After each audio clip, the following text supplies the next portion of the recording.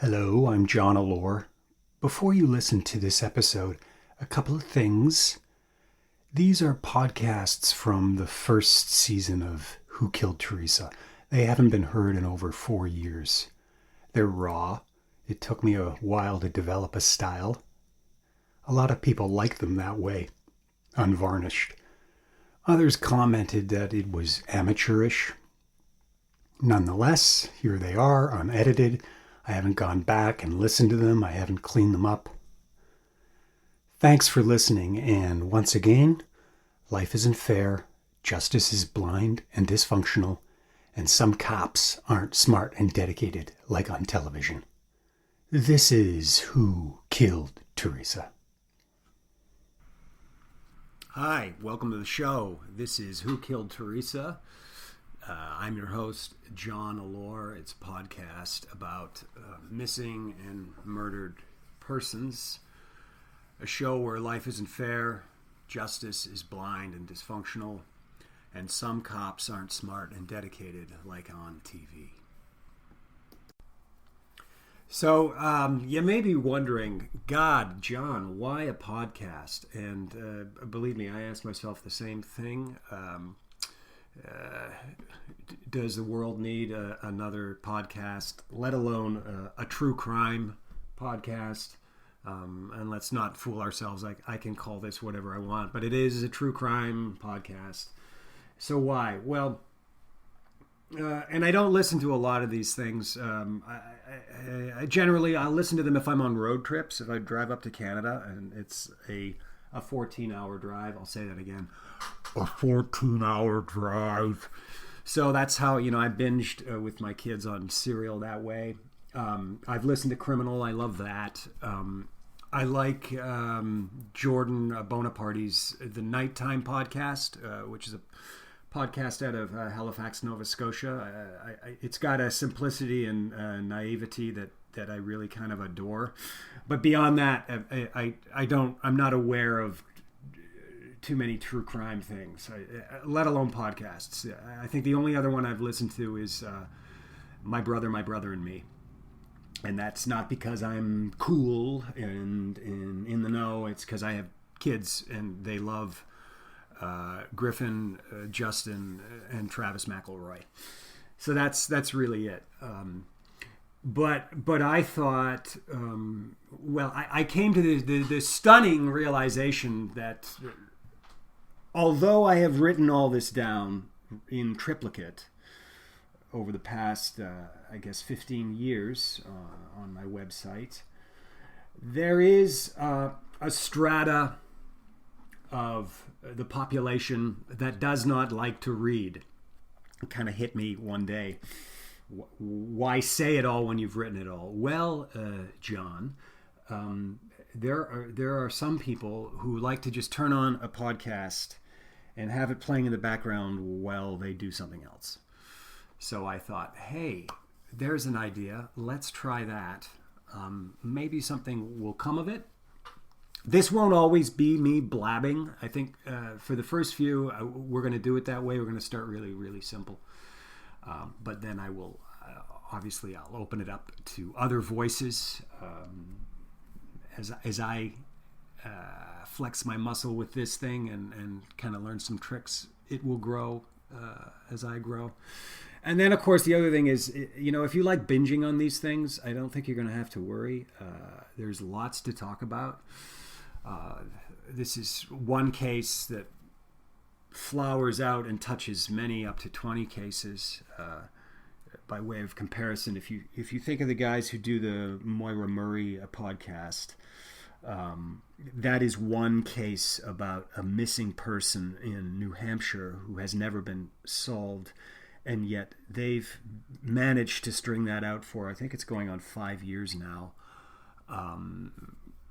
And I believe their frequency is weekly.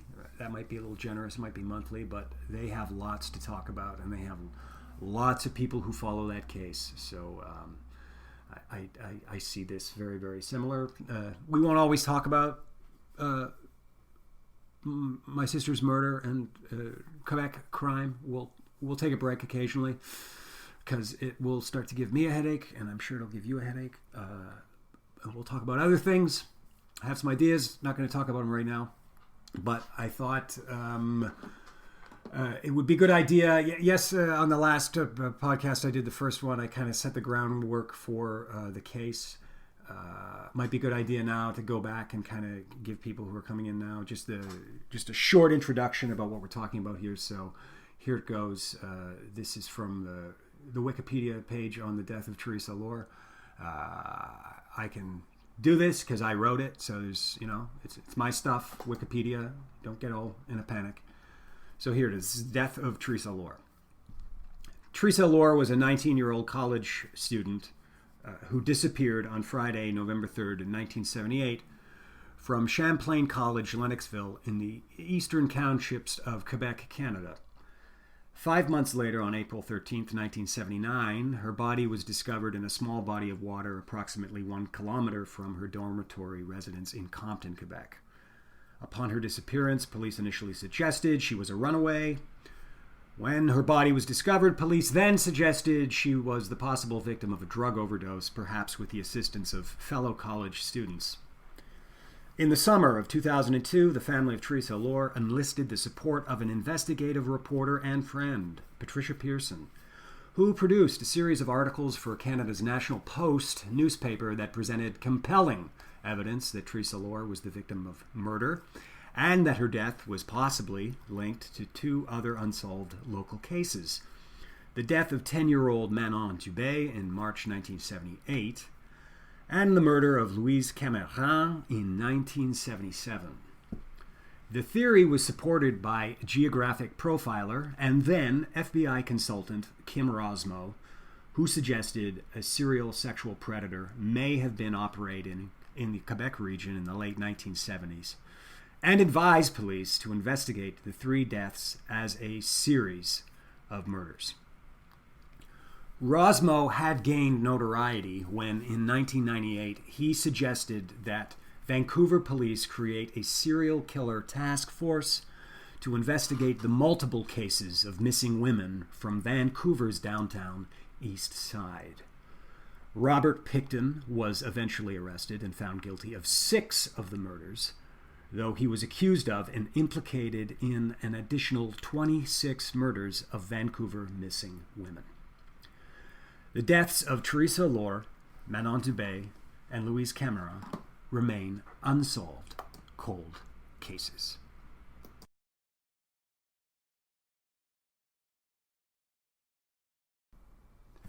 Now, when we last discussed this last time, we talked about the disappearance and then the discovery of Theresa's body in the spring of 1979, and how quickly authorities latched onto a theory of a potential drug overdose and student involvement, and the insinuation really that the victim was to blame, and this was not really a problem of the town or the university.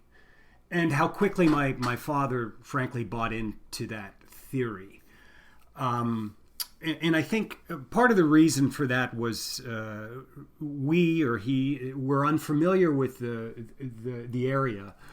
We grew up and lived on the West Island of Montreal, but between the point where Theresa disappeared and when she was found in that 5 months, we had moved to St. John, New Brunswick.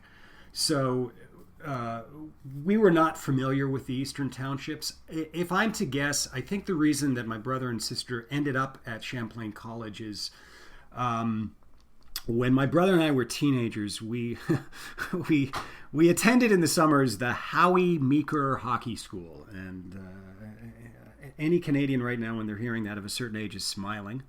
And a bunch of you don't know what the hell I'm talking about. But the Howie Meeker Hockey School was legendary. Howie Meeker had his own program on Hockey Night in Canada. He was the Don Cherry of his day. And he had a hockey school, and it was in Stansted, Quebec, right on the border of Vermont.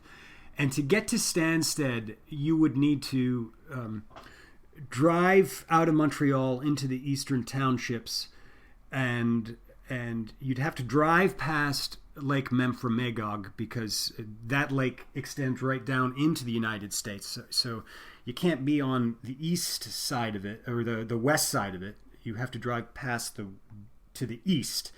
And then you have to hang a right and head down to Stansted. And the only way to get to Stansted is to go through Lennoxville. So my guess is on one of the times when my parents dropped myself and my brother off at hockey camp, they saw this small college and sort of fell in love with it. But they really, apart from that, were not familiar with the area.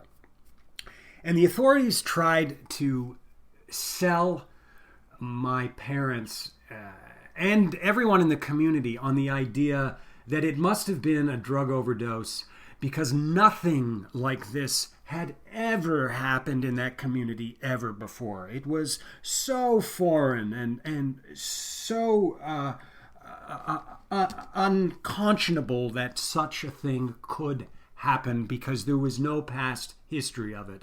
And of course, that notion is complete and utter horse shit. In 2002, I wrote extensively about the history of sexual assaults on women in the Eastern Townships from 1977 to 1980.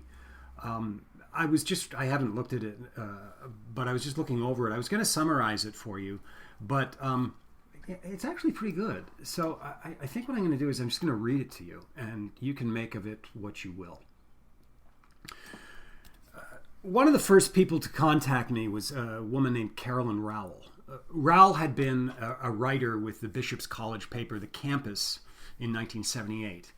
At that time, there had been a series of sexual assaults on campus. Rowell had covered these stories. She had been one of the only journalists in the area to repeatedly warn that there was a growing problem of sexual violence against women. For the most part, the mainstream papers, like La Tribune, which was the French paper, and the English Sherbrooke Record, ignored the situation. After speaking with Rowell, Rowell found some of her old writings in her attic, and she sent them to me. And the trouble in Lennoxville had started long before the night of November 3rd, 1978. As early as January 78, Carolyn Rowell had reported of 3 separate incidents of sexual and verbal assaults on women. The Lennoxville police force failed to take the situation seriously. When then police chief Casimir Kristian justified the police's inaction by arguing that in the 5 years since he had been police chief, there had only been 1 reported incident of sexual assault, Rowell did some quick research and discovered that at least 8 rapes had occurred in Lennoxville in the course of that 1 year. Many of the attacks had been quite severe. One student was dragged to the ground and beaten on the head with a board. In February of 78, the Champlain student paper, The Touchstone, picked up the story. Girls were being molested by a short man in jeans and a green parka. Other women described a different short man, a man with a beard and black hair. Girls had complained to officials both at Champlain College and Bishop's University. They also had made reports with the police. The girls were scared to walk home at night. Many classes didn't end until after dark. Lights that were supposed to illuminate the campus had burnt out. Students were scared and anxious. The police and the school did nothing. The Bishop's University nurse commented that the situation had all been blown out of proportion. That's in quotes. A Champlain counselor, Melanie Cutting, tried to justify the school's lack of response by commenting that one of the stories had been fabricated. By this time, the former police chief, Casimir Kristian, was fired by the town of Lennoxville, but his replacement, Leo Hamel, did nothing to improve the situation. Concerning the attacks, Hamel commented to the Touchstone newspaper, quote, "Everyone was making a mountain out of a molehill," end quote. For the remainder of the year, the hysteria quieted down on the university campus. But then by the fall of 1978, reports of a sexual predator reemerged. In early October 1978, a short man in a ski mask harassed a female student in an empty campus hallway. Then 2 weeks later, on October 30th, a girl was walking to the university at night when she was confronted by a naked man standing by a tree. Quote, "I'm certainly not going to walk after dark anymore. I was scared half to death," end quote, she said. Chief Hamel brushed off the incident, commenting that such things were to be expected at a university where so many women congregated. Unbelievable. In her editorial in the campus on November 3rd, 1978, remember that's the night my sister disappeared, Carolyn Rowell sounded off again, protesting that authorities were not taking the situation seriously. Rowell chided Chief Hamel for his comments and reminded students that it was he who made the comment the previous year that sexual assaults on campus were, quote, a molehill, end quote.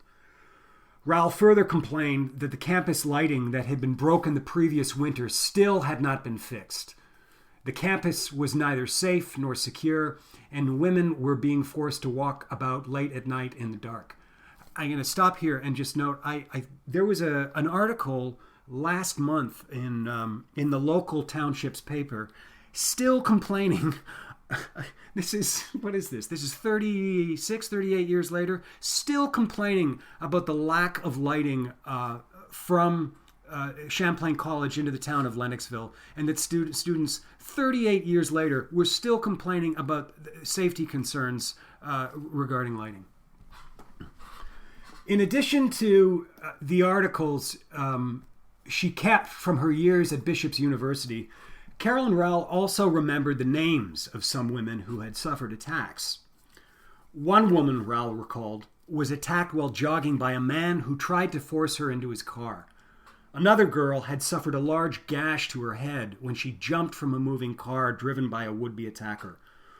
Rowell also related her own encounter with a possible predator. And this is Rowell's encounter. One afternoon, she was hitchhiking between Sherbrooke and Lennoxville when a guy in a beat-up car stopped to pick her up. Rowell got in, and they were headed down the road when suddenly the guy turned to 2 or 3 times quickly onto some side streets. Alarmed, Rowell asked where he was going. He replied, in French, that he had to go someplace to check on something. The man pulled into a vacant lot and stopped. He then turned to her and stared. The man said nothing. Rowell did nothing. She was determined to stare him down. After a minute, the man started the car and drove her out to the main road. Rowell asked that he let her out of the corner. The man stopped the car. She moved to open the door, but couldn't. The man turned to her and said, smiling, "You can't get out. I have to open the door for you from the outside." He did so and then sped away. While Rowell was left to ponder how close she had come to putting her life in jeopardy. I tracked down one of the other women Carolyn Rowell had mentioned to me. A woman, we're going to call her Woman A, because there's several women here, and I'm just going to refer to them alphabetically because they chose not to be identified. Woman A was now living out west. Her assault occurred in October 1980, 2 years after my sister's disappearance. At the time, she was a student at Bishop's, but lived near North Hatley. And North Hatley is just a little bit to the south of Compton, where my sister lived and her body was found. So she was living near North Hatley. Also, she was a brunette, but not short. She stood about 5'10". One afternoon, and the stuff about height and all that will come into play later. One afternoon, she was out jogging on Route 143. Recall that Route 143 is the same main road that leads south out of Lennoxville. It's the road that Theresa would have hitchhiked on. It is the road to get to Massawhippy, where Manon Dubé's body was found. Woman A was jogging down the highway. She was at a point about 1 mile south of McDonald Road. McDonald Road is the road where Theresa's wallet was found, when a man jumped out from behind some bushes and attacked her. The man darted out and grabbed Woman A by the neck. He then repeatedly beat her on the side of her head with his other hand. Woman A was fit. She had recently run a marathon. She took self-defense classes. She commented that this training did her no good. She felt helpless. He seemed experienced at this kind of thing. A professional, she suggested. Woman A fought back. She scratched his face and bloodied him. She was amazed that motorists who were passing by did absolutely nothing. Finally, the man overpowered her. Before passing out, Woman A spied a big gold car behind the bushes where the man had come from. When she regained consciousness, Woman A found she was lying prostrate on the back seat of the gold car. She was bleeding badly. She had been stripped down to her bra and panties. The man was looming over her, preparing to rape her. When she opened her eyes, the man began beating her about the head again. Woman A believed she was about to die. She cried out, "God save me." At this point, the man stopped. He dragged her out of the car, dressed her, and let her go. Out on the road, two women stopped their car and drove her to the hospital.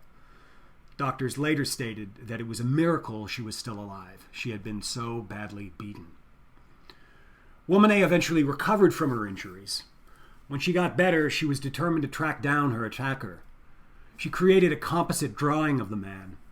Her brother posted the drawing throughout Lennoxville and Sherbrooke. Unlike some victims, Woman A was not intimidated and wanted to find the man and prosecute. Buoyed by her determination, police were initially motivated to find her attacker. The investigator assigned to her case, Detective Filion, confided to Woman A that there had been, quote, a wave of such incidents in the area. Woman A remembered some details of her assailant. The man spoke French. He might have worn black army boots. When police checked the bushes where Woman A was attacked, they found a large tool, maybe an ice pick or a file. Over time, the investigation lost momentum. Police were never able to track down her attacker. A year after the incident, a reporter from the Sherbrooke Record confided to Woman A that there was a rumor going around town that the police chief's son was a sex offender and may have been the one responsible for her attack. Slowly, Woman A became convinced that the incident was swept under the rug for political reasons. So I'm going to stop there for a bit and just talk about that a little bit. This, this notion of the police chief's son, that comes up an awful lot as an urban myth. It came up in the case, what we call the Chateauguay full moon murders that happened, I believe, in '75. Two young women who were murdered for a long time. It was rumored. I think it's still rumored. I still see it on websites like Kristian Gravenor's Coolopolis, which is a fantastic blog about Montreal and Quebec underground. But often there's always a comment, and he talks a lot about the Chateauguay full moon killer. And there's always a comment on there about, the police chief's son did it, or the mayor's son did it. This seems to be pervasive throughout society. I don't know if it's true or not. In reading this about Woman A, I haven't read it in a long time. It is absolutely horrific. I cannot believe that someone had to suffer through that, and that nothing happened, that nothing was done, and nobody learned from it. But hey, we're just beginning. There's more here. I'm going to continue from this piece. Again, if you're just tuning in, this is a piece I wrote in 2002 about the history of sexual violence against women in the township area.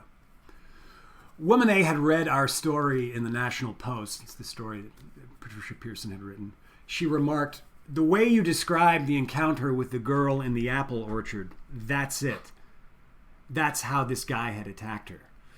2 weeks after talking with Woman A, I was able to track down Detective Filion, the man who investigated Woman A's attack. I asked him to comment on his remark about the wave of attacks that had been reported against township women. Filion stated that he was now retired. He didn't remember much from his police days, which is, I don't know a police officer who doesn't remember much from their police days. They seem to remember everything. Anyway, besides, he said, Roch Gaudreau was in charge back then. If I had questions, it would be best to communicate with him. it appeared that all roads led to Rockudrow. Some of this I'm skipping ahead. I'm touching on things we haven't talked about yet. Just bear with me. We'll get to it. Continuing. Carolyn Rowell had mentioned a second bishop student, Woman B. Woman B was the victim who had suffered a gash to the head when she jumped from a moving car she had been forced into. Both myself and Rowell attempted to contact Woman B on several occasions. She never returned our calls or emails. Apparently she did not want to talk about the event. All that is known is that she was attacked sometime in 1978. And if I recall correctly, I believe that attack occurred on the road north leading out of Champlain College. There's a small road there that leads up to, there's a private school up there, and she was attacked on that road. Another email came through my website. A woman wrote to tell me the anonymous story of Woman C. I'm going to run through the alphabet here. Woman C was a Champlain student who had been violently raped in the fall of 1978. When I tracked her down and asked her to speak with me, Woman C was like Woman B. She did not wish to revisit the event. The memory of it haunted her.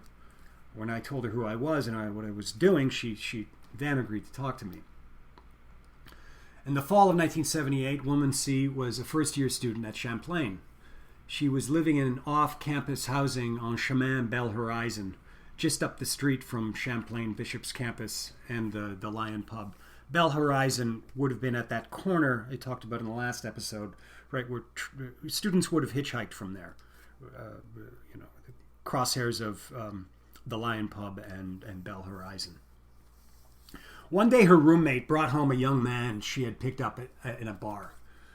JR, as he was known, liked the girls' apartments and decided to invite himself to stay.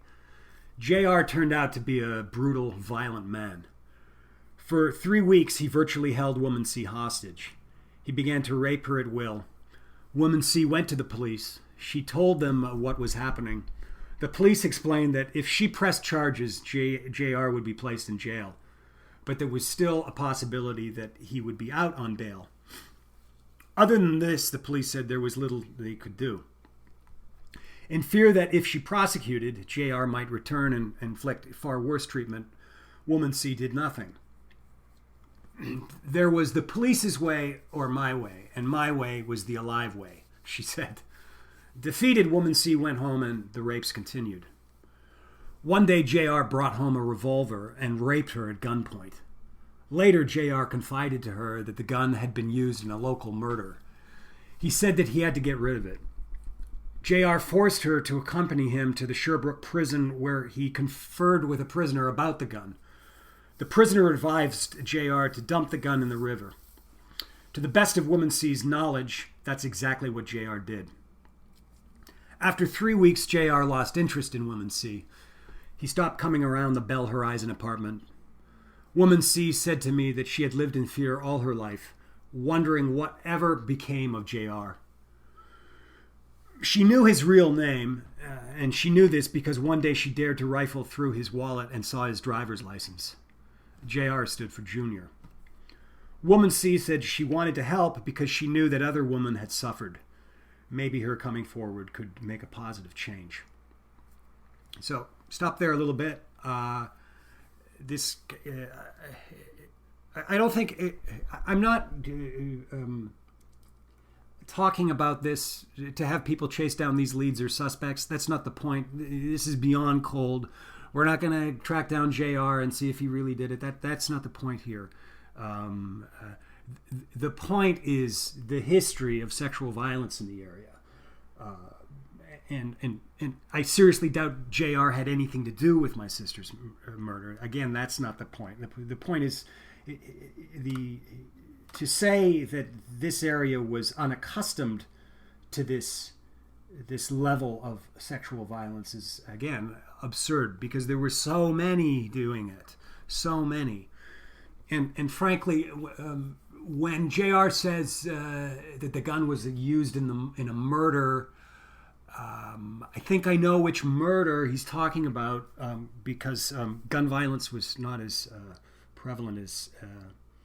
as it is today, or certainly as it is in the United States. There were very few gun murders in that area. There was one of particular note that happened in the fall of 1978. We'll get to it later, but I believe JR is linked to that case. And I believe I know who the inmate was that he went to talk with. But that's another story that we will get to when we talk a little bit more about the private investigator, Robert Bulak, who was involved in that case. So, to continue. Another former student, this time a Bishop's alumni, also informed me of harassment problems in 1978. She too lived in an apartment on Bell Horizon. A man used to stalk the hallways late at night whispering, "Here, kitty, kitty." You can't make this stuff up. She rented her apartment from a Bishop's professor. The professor used to make excuses to come and check her heating system. She could always tell when he had been there because her panty drawer was disheveled. She lodged a complaint and the school asked the professor to stop. You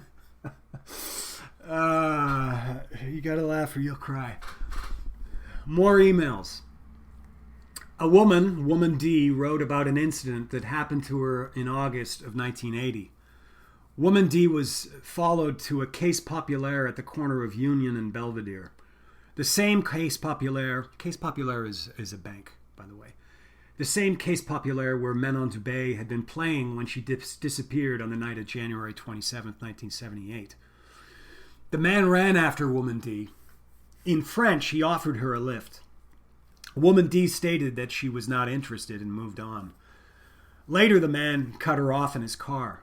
He exited the car and stood in her way, ordering her to get in the car. She refused. He began shouting and swearing, demanding her to get in the car. She was defiant and yelled back. The man turned red with rage, clenching his fist.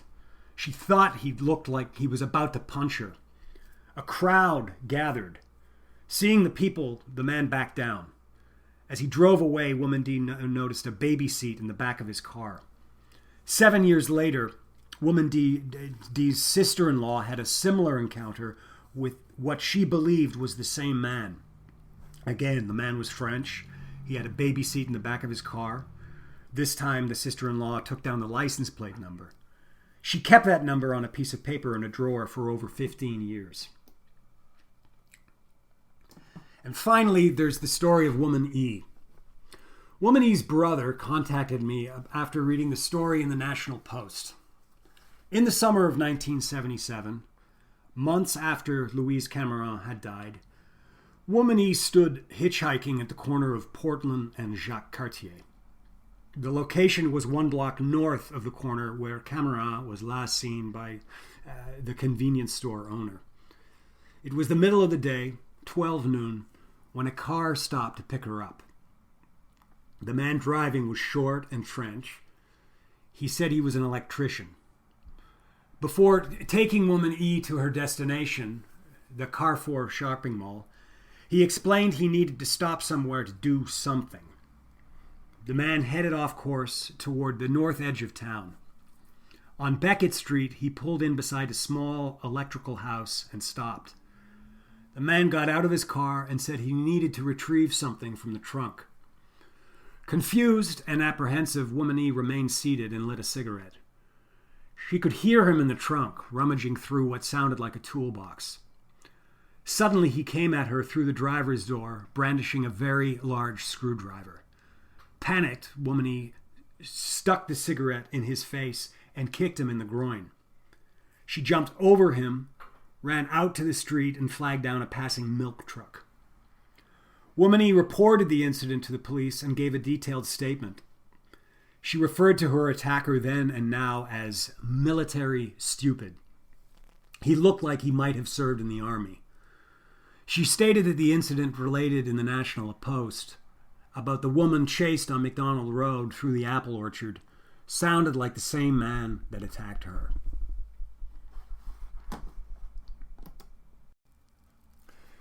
So those are the sexual assaults from the townships from that era. But of course, the elephant in the room are the two unsolved murders that had occurred within 17 months of Theresa's disappearance. The murder of Manon Dubé in 78, and the murder of Louise Cameron in 77. And what we have to ask is how did the police not know about these murders and not make a connection with these cases? We'll go into greater detail in these cases later, but for now, I want to talk to them about them in relation to the private investigator my father hired, Robert Bulak, and talk a little bit about how I learned of these cases. So we're going to start with that, with Robert Bulak. Now, as I had mentioned, early in November 78, my parents became quite frustrated with the level of service, the job that the police were doing. And so he enlisted the services of a private investigation firm called Metropole, which was run by Robert Bulak and Joel Hart, two McGill graduates. And my father was a McGill graduate, and I happen to have a copy from 78 of the McGill magazine that they send to alumni. It's from the fall of 78, McGill News. And in here is an article on Metropole investigations called Partners Against Crime. I'll put a picture up of it as well. I'm going to read from it a little bit. It's actually quite amusing. He has been immortalized as Sherlock Holmes and Hercule Poirot, glamorized as Kojak and Columbo. But the real-life detective knows from experience that crimes are not always solved, and that wearing a trench coat, no matter how rumpled, does not guarantee success. Fiction shows the positive side, explains 31-year-old Detective Robert Bulak, founder and director of Montreal-based Metropole Bureau of Investigation. But there is also the negative image, the shady operator who will do anything for $1, to whom illegality and legality are just technicalities. Bulak and Deputy Director Dr. Joel Hart give the lie to both images. Integrity, they maintain, is Metropole's watchword. Sure, we want to serve the interests of the client, notes Bulak, but our main commitment is to do a thorough investigation and to tell the truth. Under no conditions are we prepared to doctor evidence. How did a lawyer and philosopher end up running a private detective agency? For Bulak and Hart, it was a logical move. During Expo 67, Bulak served on the well-drilled auxiliary police force that provided security for visiting dignitaries. He continued to work in the field of investigation and security while taking his degree at McGill. About a year and a half ago, I decided to start my own business, he recalls. I contacted John Abbott College's Police Technology Department to try to find new recruits as agents for my firm. I don't know that they really had agents. I always thought it was just the two guys, but anyway. The chairman of the department happened to be, and still is, Joel. He was personally interested in getting involved in the organization, so we began operating as a team. Hart, 38, who heads the only English language police technology program in Quebec's CEGEP system, earned his doctorate in political and social philosophy from New York University in 1974. There is a close connection between philosophy and detective work, he explains. A lot of philosophers read detective stories to help them with their analytical philosophy. Here is one philosopher who has actually gone into the business. And it goes on, but there's one paragraph that I think is interesting. Many of Metropole's clients are individuals experiencing stressful family situations. Parents, anxious that their teenager might be heading for trouble with the law or in need of professional counseling, hire youthful Metropole agents to find out who the child's friends are, what his lifestyle is, and whether or not he is involved in drugs or crime. Says Hart, most of them would rather know the worst than just not know. So that's an excerpt on Robert Bulak, who my father hired.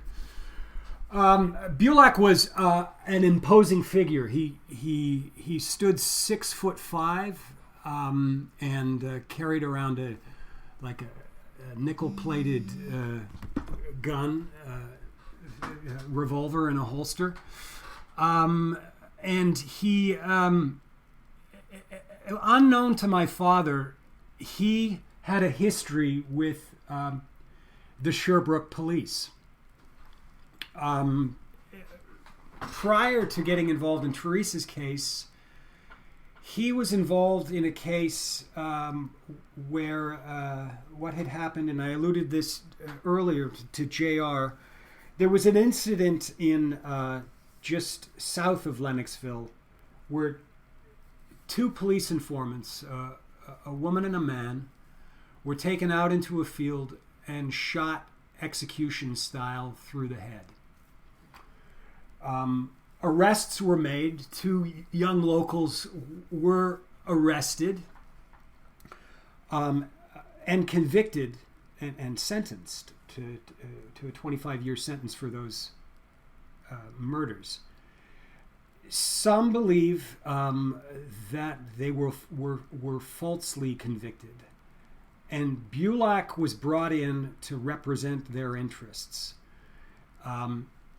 And from that, he learned that the Sûreté de Québec had done illegal wiretapping.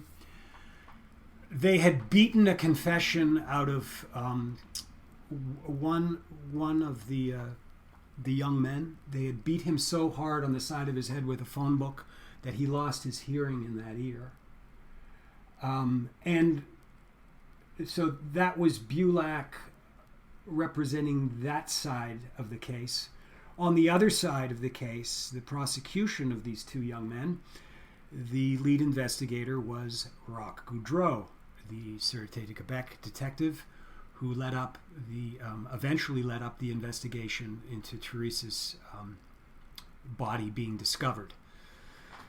And although last time I had alluded that Goudreau only became involved when Theresa's body was found, that's not really true.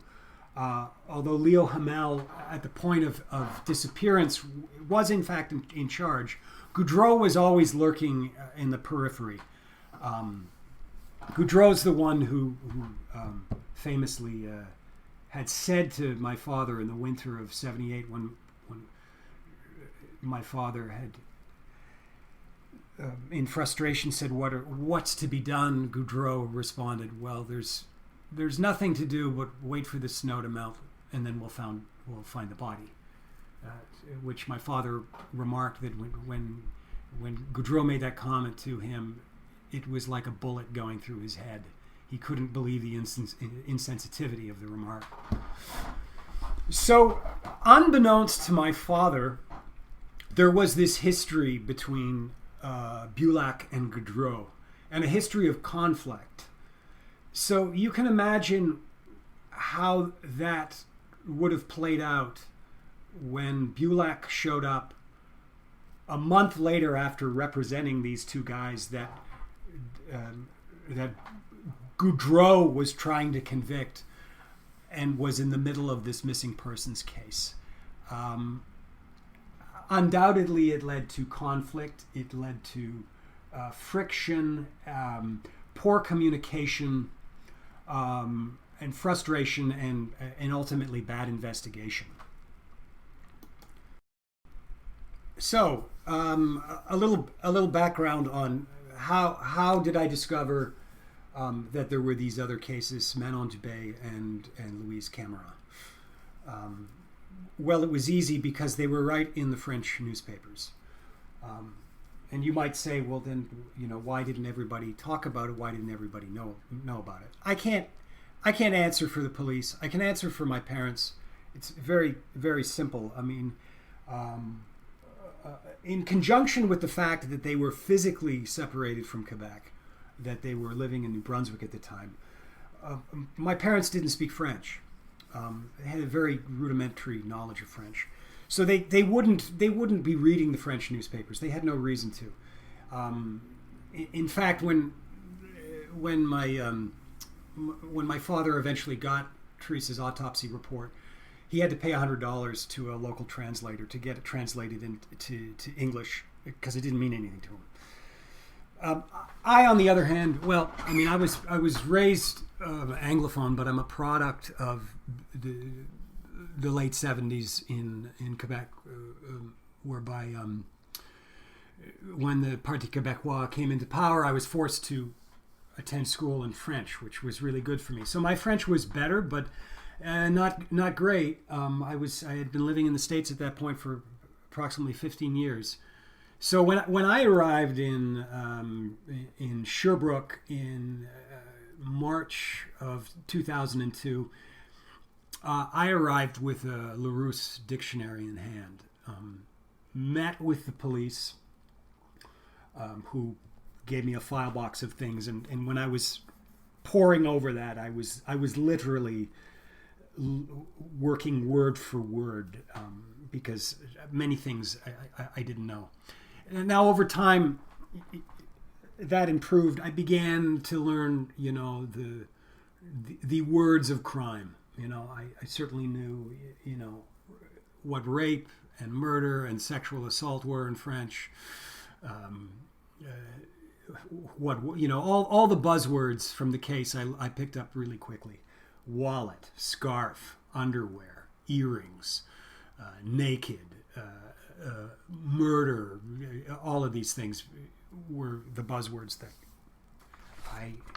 I needed to know in order to adapt. And then of course, now my French is fine. I can read it, I can understand it. Occasionally I speak it, but if you don't have anyone to speak with, that becomes a challenge. So at this point, in the spring of 2002, I was making a lot of inquiries and trying to figure all of this stuff out. And Bulak, the investigator, had become an ally with me. I think I got his phone number from my father, and we were communicating on several things. And in fact, he eventually, Bob is dead now. Bob died of cancer in late 2000s. But before he did, he gave me his file on Theresa generously. And he wrote me this note. This is from April 2002. Dear John, you'll find enclosed all the newspaper clippings I could find in our file, including the one I made reference to concerning the photographs taken at the crime scene. If there is any other way that I can be of assistance, do not hesitate to contact me. If you'd prefer to use email, my personal address is, etc., Robert Bulak. So we had become friends, and we were talking about things. And one day, doing research, also know that in addition to going to Lennoxville and in meeting with the police and looking at the files, I also went over the Bishop's library. I was poring over their archives of newspapers, and also on microfiche they had copies of Coolopolis, Photopolis, the crime journals of their day. And so I was looking at those things on microfiche. Eventually, I found out that you could have those things. It's amazing. Have those things mailed to you. The library will mail them to you. So I was able to look at the microfiche right here in North Carolina at the local Durham library. So I was poring over these things. And one day I found an article on Theresa's death in Coolopolis dated May 6, 1979. And I'm going over it, and I see this, and it's in French. It says, pour les policiers de la SQ de Sherbrooke, qui ne sont pas sans de se souvenir de la mort violente d'une autre jeune fille, Louise Cameron, 20 ans, trouvée assassinée le 25 mars 1977 au Austin, près de Magog. Tout indiquait que Theresa alors a elle aussi été victime d'une mort sadistique. So, again, if you don't speak French, I think you get the gist of it. What it's saying is the Sherbrooke Sûreté de Québec remember the murder of Louise Camera from the 25th of March in 1977. The violent murder, and it looks like Theresa Allure is also the victim of a sadistic murder. So that's when I stopped in my tracks. And at that point, I phoned Robert Bulak and I said, "Did you ever hear anything about the case of Louise Camera, another woman, Louise Camera?" And he said to me, "You mean Manon Dubé?" And I said, "No, Louise Camera." And he said, "I'm currently looking at an article about Theresa that references Manon Dubé." And I said, "Well, I'm looking at an article about Theresa that references Louise Camera." Light bulb went off with both of us. We faxed each other the articles, and that began the process of connecting these three cases with each other. Now, you may ask yourself, why was Bulak not aware of this initially? Recall that Bulak also initially thought of a drug overdose theory in which students were involved. I can't speak for Bob, but I can say that he wasn't from the Eastern Townships. He was Montreal-based. So it's possible he did not know about Louise Camera from 77. So then why was he aware of Manon but didn't make the connection?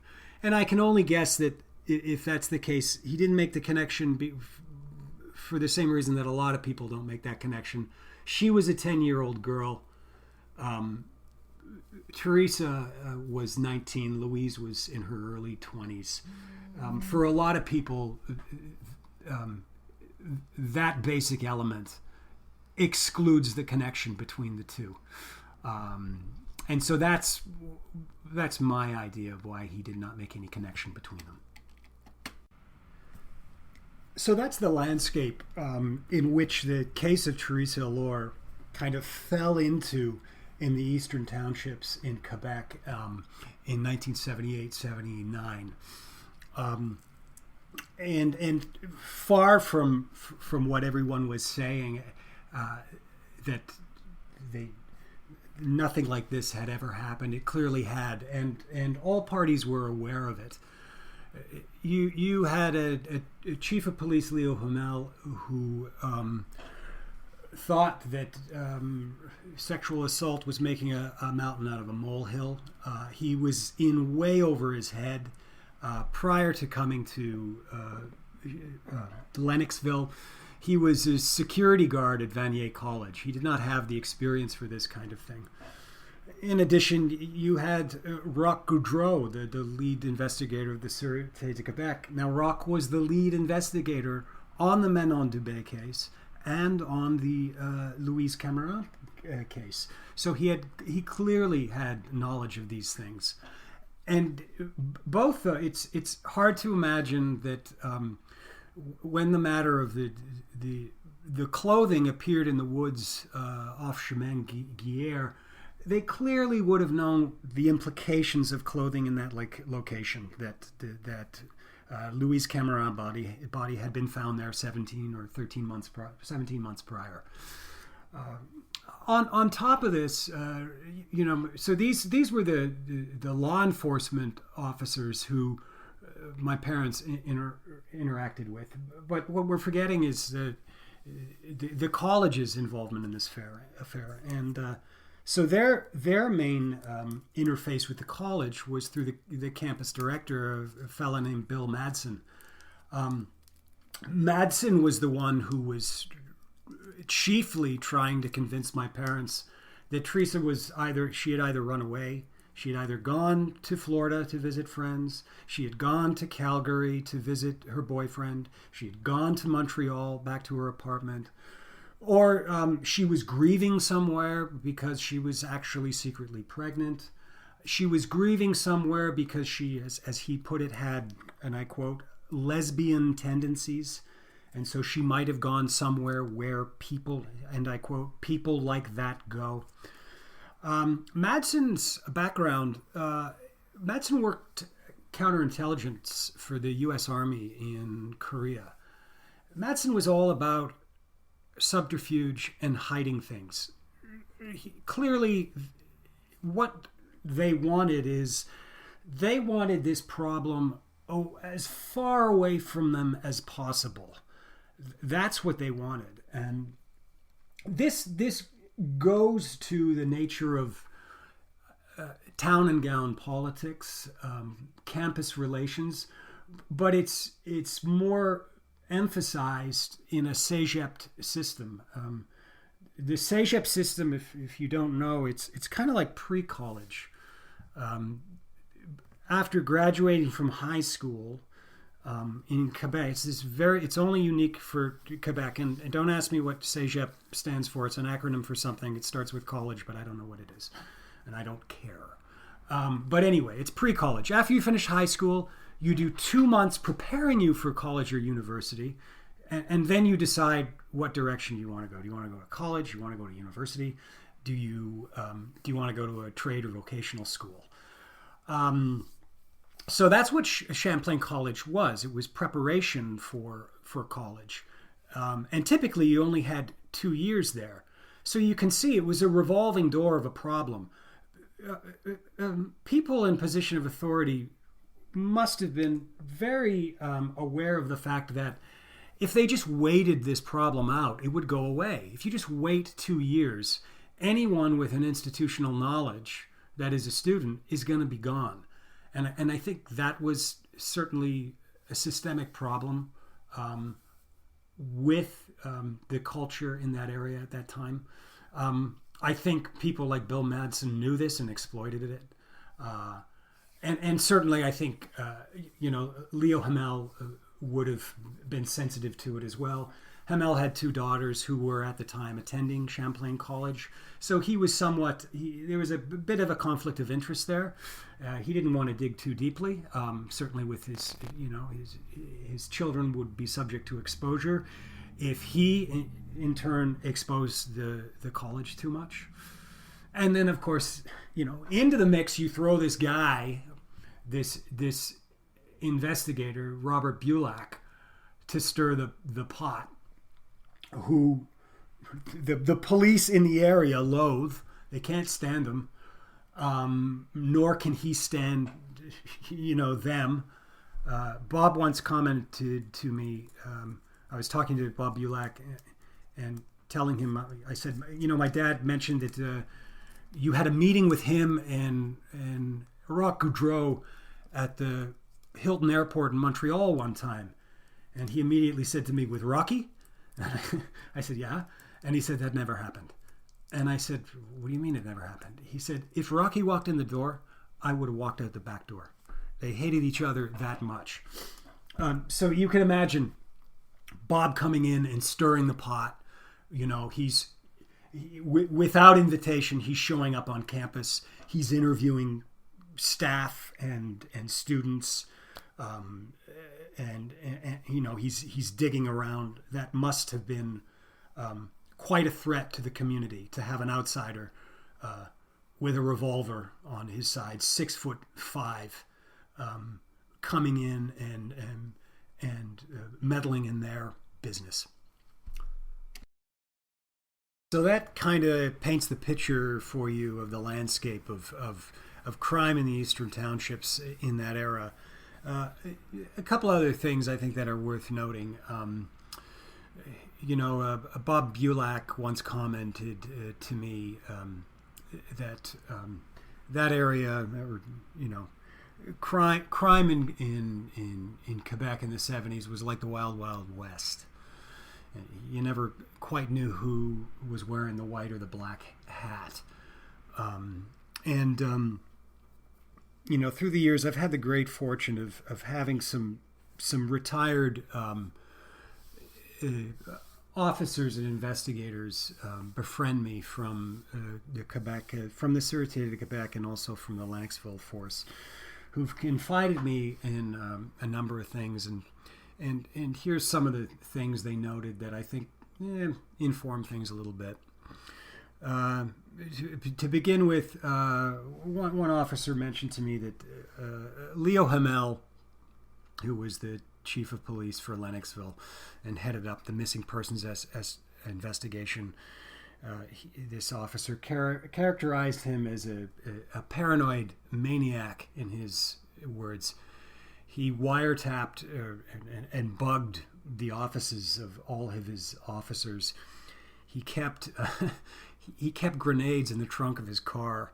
Grenades. I'm going to say that again. He kept grenades in the trunk of his car.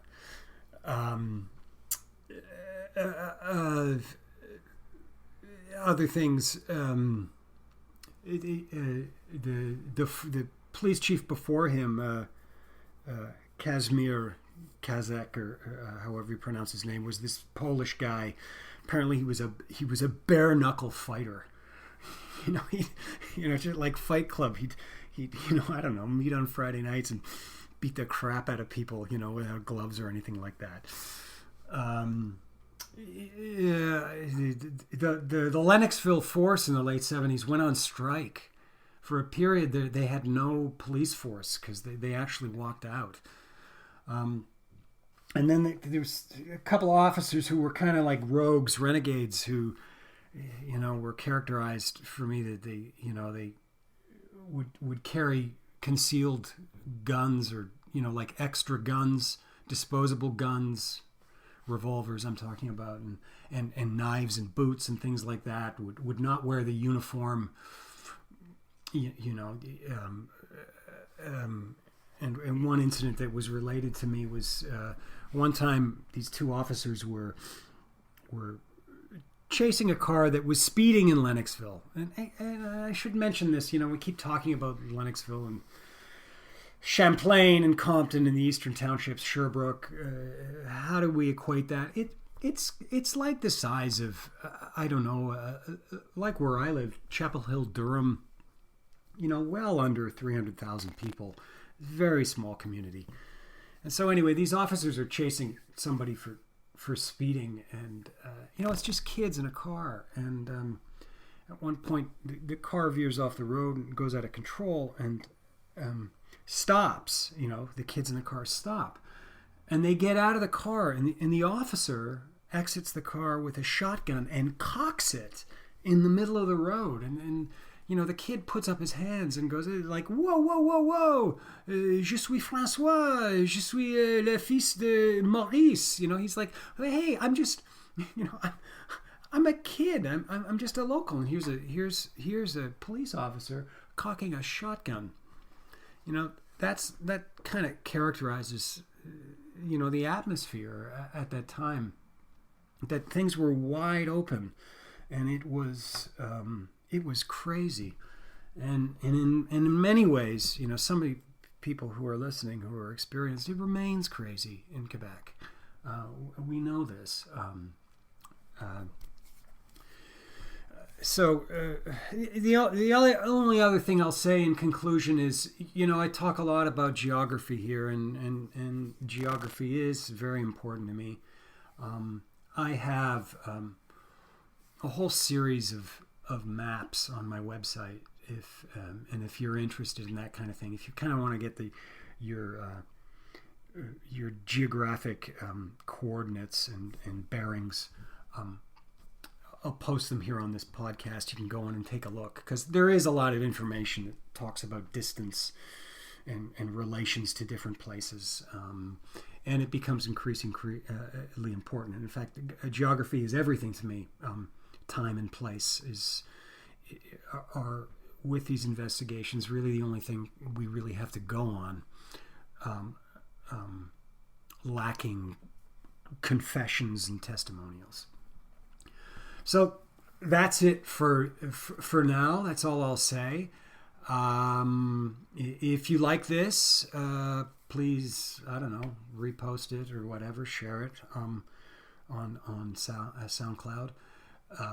As well, I have an email. It's set up for this site. It's theresalore@gmail.com. That's TheresaAllore, all one word, lowercase, @gmail.com.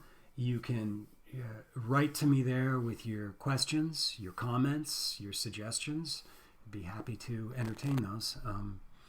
And who knows where we're going from here. We'll discuss more aspects of this case and other cases as we go forward. Thanks again for listening to Who Killed Theresa. And this is John Lore. And have a great, great day.